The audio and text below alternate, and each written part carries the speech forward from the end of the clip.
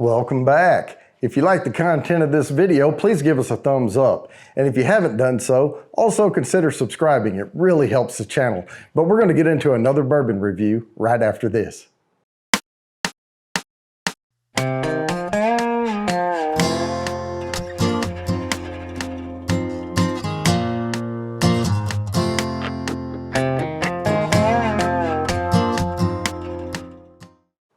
All right, we have Noah's Mill.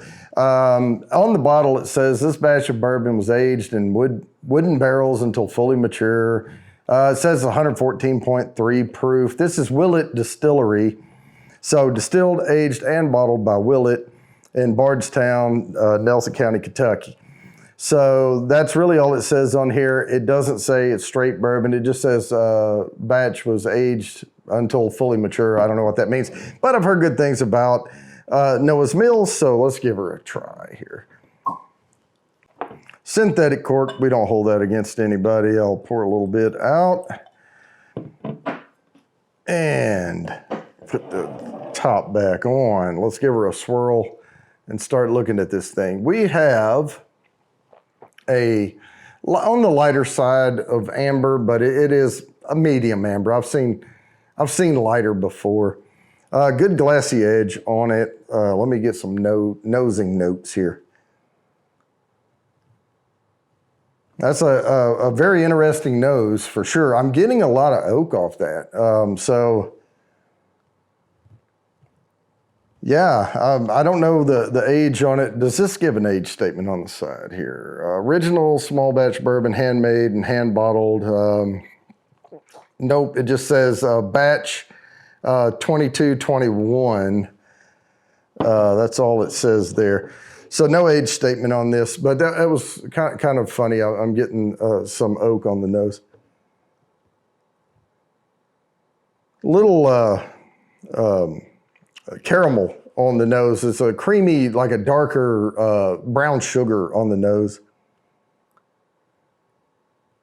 All right, well, let me give her a taste.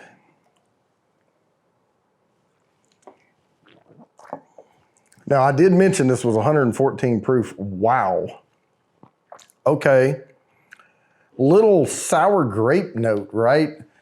Flooding right straight across the palate. Let me take another little sip here.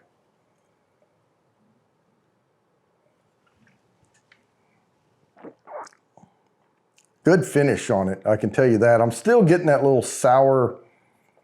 It's not bad, but there's almost a sharp cherry note or a sour grape note coming through. It's not sweet like some of the other bourbons, but yeah, let me do this one more time. I'm going to focus more on the finish here shortly.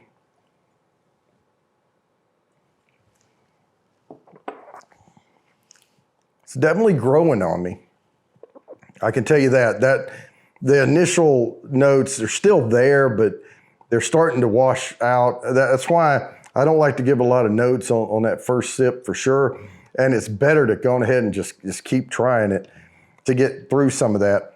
The wood sugars really didn't come out very forcefully with this one. I don't know how young it is.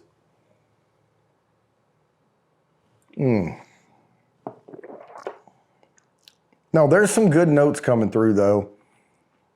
The mouthfeel on it is what is really helping with some of those notes. Now, the finish is peppery, pretty much black pepper and maybe some fig type darker fruity notes on the back end. But all in all, no, I'm not disappointed with this bourbon. It's very interesting. I will tell you that.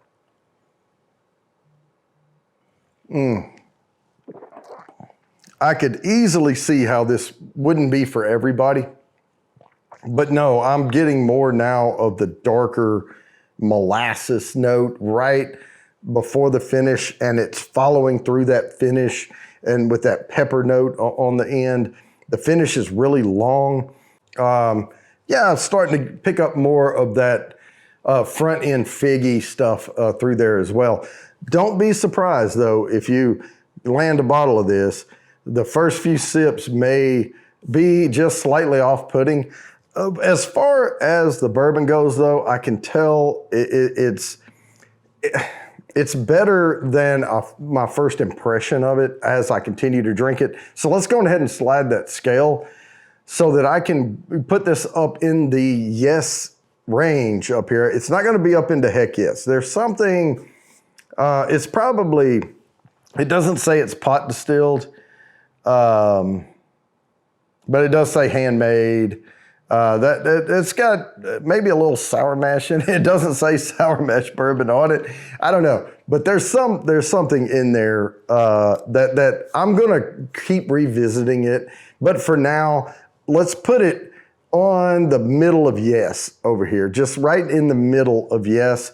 And I may revisit it later and see if it does something else for me. But for now, that's where I'm gonna stand. So guys, with that, I'm gonna go ahead and sign off as always. Please like and subscribe, hit the bell down there for notifications, and I promise I'll keep bringing you these videos.